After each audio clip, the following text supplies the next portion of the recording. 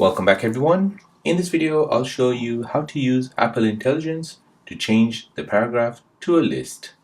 So if you'd like to change this paragraph into a list point, then let me show you how to do this. So here I've got a paragraph which I've copied from Wikipedia about ChatGPT and I've pasted it in the Notes app. To make this paragraph into a list, go ahead and highlight it.